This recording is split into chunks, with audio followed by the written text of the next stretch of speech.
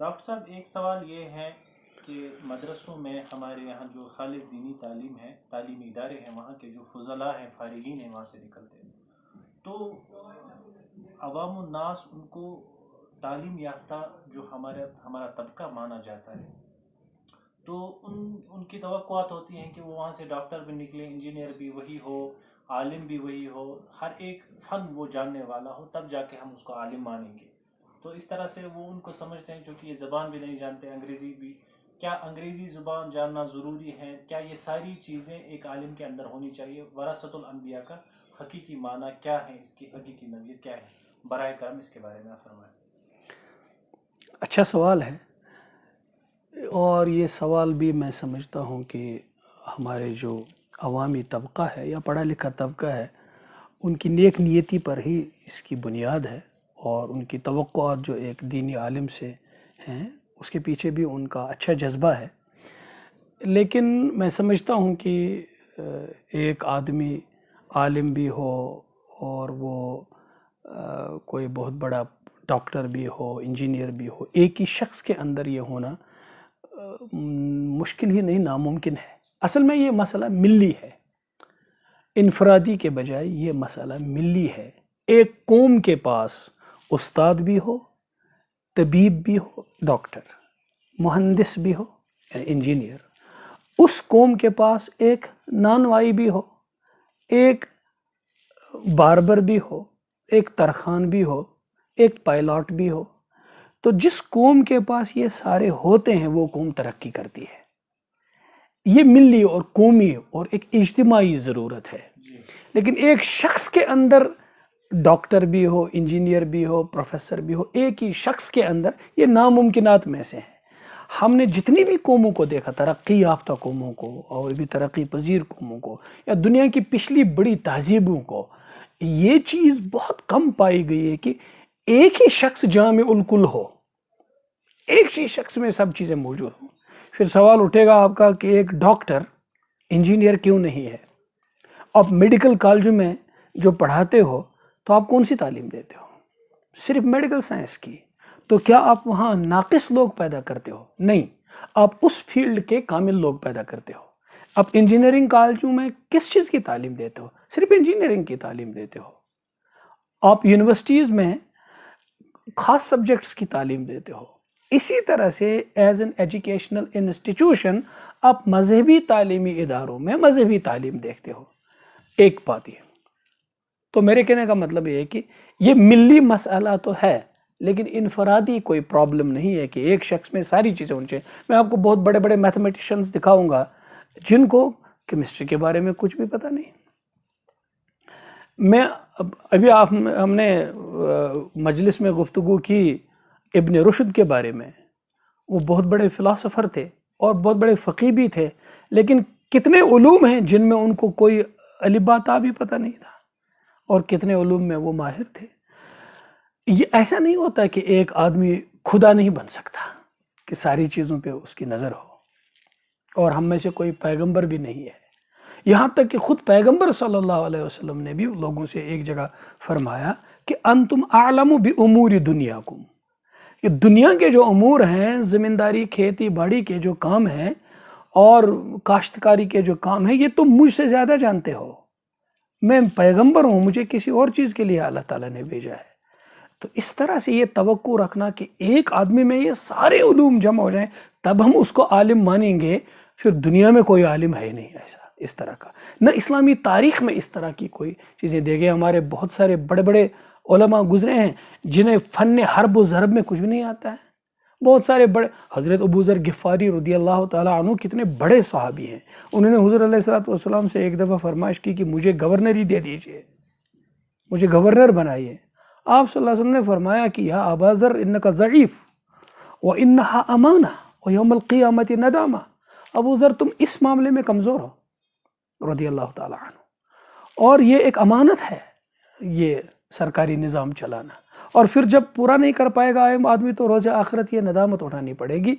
تو ہر آدمی کا اللہ تعالیٰ نے ایک صلاحیت دی ہے، ایک کیپیسٹی دی ہے، اور وہ اپنے فن کا ماہر ہوتا ہے۔ ورنہ یہ سوال آپ صرف مدرسے پر نہیں اٹھا سکتے ہو. یہ سوال آپ یونیورسٹی کے فارغ سے بھی اٹھا سکتے ہیں. آپ سائنس جاننے والے سے پوچھیں ادب کیا جانتے ہیں آپ، وہ کچھ بھی نہیں جانتا ہے. اس کو شاعری نہ سمجھ میں آتی ہے نہ بولنی آتی ہے. لیکن آپ ادب کے کسی بہت بڑے ادیب کے پاس جائے، آپ علامہ اقبال سے پوچھئے آپ انجینئرنگ کتنی جانتے ہیں، تو کیا علامہ اقبال نان اینٹیٹی ہو گئے؟ آپ بڑے بڑے آزادی کے بڑے بڑے جو رہنما گزرے ہیں یہاں، آپ ان سے پوچھئے کہ آپ طبابت کتنی جانتے ہو. انہیں آپ گاندھی جی سے پوچھئے آپ کو ڈاکٹری آتی ہے. آپ مولانا ابوالکلام آزاد سے پوچھئے آپ کو میتھمیٹکس آتی ہے. یہ سطحی سوچ ہے، اور خواہ میں جس طرح سے اور بھی بہت ساری چیزیں یہاں اللہ تعالیٰ کے خوف کے بغیر کہی جاتی ہیں، یہ بھی کہی جاتی ہے. ہاں یہ ملی مسئلہ ہے. ایک ملت کے پاس یہ سارے لوگ ہونے چاہیے، تب وہ ملت ترقی کر سکتی ہے. یہی ہے کہ جو ابھی میں نے سوال میں ایک چیز دہرائی تھی آخر میں کہ ورثۃ الانبیاء کا معنی یہ نہیں ہے کہ ہر ایک معاملے میں اب دیکھیے ورثۃ الانبیاء میں بھی دیکھیے العلماء ورثۃ الانبیاء وان الانبیاء لم یورثوا دینارا ولا درہما انما ورثوا العلم. انبیاء کے وارث ہیں علماء، اور علماء کی وراثت ہے علم. یہ اب دیکھیے حکمرانی نہیں یہاں، اگرچہ حضور علیہ السلام کو ہم دیکھیں گے آپ حکمران بھی تھے، لیکن سارے انبیاء حکمران نہیں تھے. یہاں ورثۃ الانبیاء ہے، اور سارے انبیاء میں جو مشترک چیز ہے جو وراثت آگے بڑھی وہ ہے علم. اور انبیاء کے پاس کون سا علم ہے وہ بھی دیکھیے، اللہ تعالیٰ کی طرف سے عطا کردہ علم. پھر اس علم کی ذیل میں اور اس کی وسیع حدود میں سارے علوم آ جاتے ہیں. تو وہ سارے علوم انبیاء میں جمع ہو سکتے ہیں جو جس طرح سے اللہ تعالیٰ نے ان کو عطا کیا، اور پھر ان کے جو فالوورز ہیں، ان کے ماننے والے ہیں، ان کو اللہ تعالیٰ ہر ایک کے اندر الگ الگ صلاحیتیں دے کر. اور پھر آج کی دنیا میں جب دیکھتے ہیں نا کہ اسپیشلائزیشن، ایج آف اسپیشلائزیشن ہے. ہم عام کہتے ہیں جب ہم دوسروں کی بات کہتے ہیں تو ایک دم قبول کر لیتے ہیں. اپنے سے اتنی بدزنی ہو گئی ہے کہ قبول کرنا اچھا نہیں لگتا. جیسے ہم کہتے ہیں کہ master of all jack of all trades master of نن.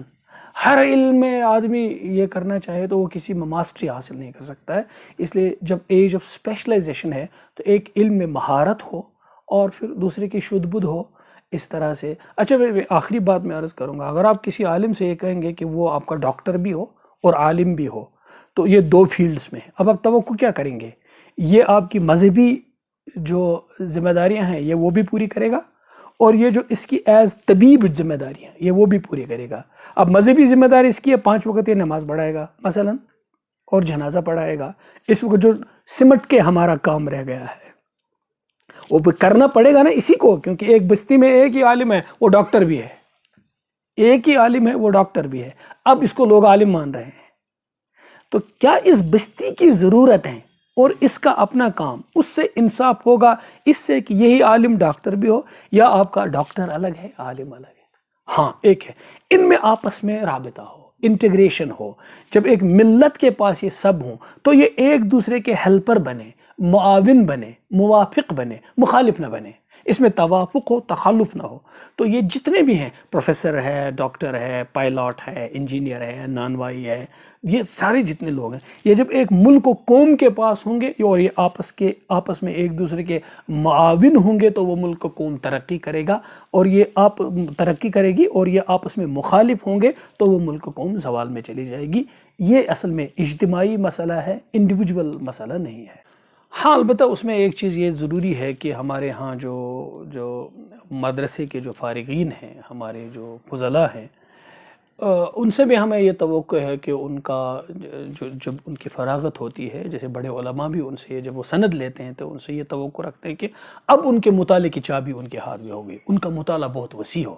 اور اس وقت دنیا کے اندر دعوت کی جو ذمہ داریاں بھی ہیں اور تفہیم دین کی جو ذمہ داریاں ہیں، اس کو نظر میں رکھتے ہوئے اس وقت جو انگریزی زبان کا، حالانکہ دین کے سمجھنے کے لیے ان کے لیے انگریزی زبان کی کوئی ضرورت نہیں ہے، فہم دین کے لیے ان کے پاس عربی ضرور ہونی چاہیے.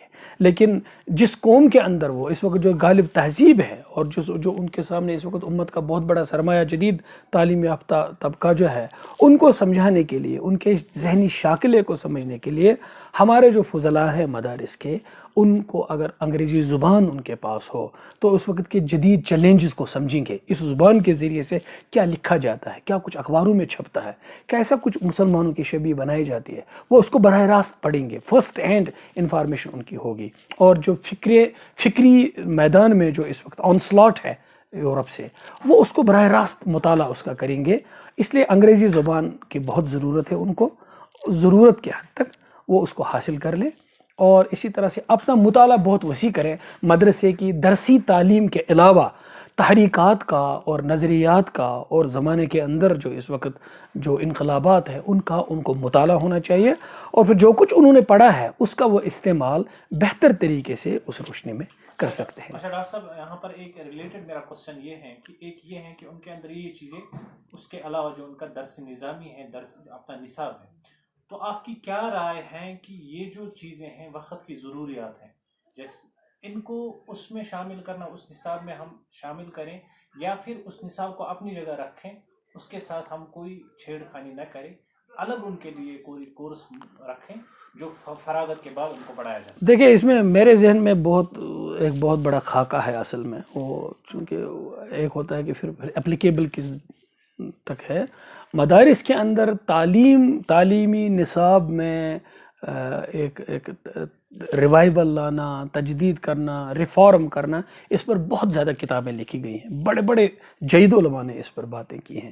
میری نظر میں یہ آتا ہے، میں ایک بہت ہی معمولی قسم کا آدمی ہوں اس میدان میں، ایک طالب علم کی حیثیت سے ہی ہم یہاں گفتگو کرتے ہیں، چونکہ مجلس میں باتیں ہوئیں، اس تناظر میں آپ بھی پوچھ رہے ہیں.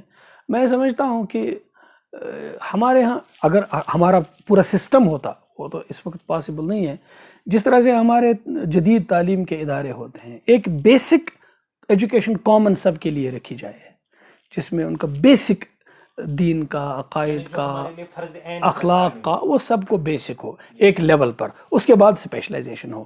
اسی طرح سے مدرسے کے اندر جو چیزیں ابھی اب اوبسلیٹ ہونے لگی ہیں، جن کی تعلیم کی اس وقت کی دنیا میں زیادہ، جیسے علم منطق ہے، حالانکہ اب اس کا بھی زیادہ نہ ہو، جیسے گرامر ہو، وہ اپلائیڈ اس طرح سے لینگویج اس طرح سے پڑھائی جائے، تو پھر ان کی جگہ پر کچھ ایسے مضامین داخل کیے جائیں جن کی تعلیم کچھ درجوں تک سب کو کامن ہو، جیسے ریاضی ہے، میتھمیٹکس ہے. دیکھیں، اگر مدرسے میں رہ کر بھی، مدرسے کی تعلیم کے نصاب میں بھی آپ ضرورت کی حد تک میتھمیٹکس نہ پڑھیں تو آپ کو زکوٰۃ کے، وراثت کے، تقسیم وراثت کے مسائل آئیں گے ہی نہیں. بیسک میتھمیٹکس کو آپ بحیثیت مولوی صاحب بھی پتہ ہونا چاہیے بیسک میتھمیٹکس کیا ہے. اور اگر آپ اس نصاب میں طب نبوی ہی داخل کریں گے علیہ الصلوۃ والسلام، تو یہ ایک میڈیکل سائنس ہے، پوری میڈیکل سائنس ہے طب نبوی.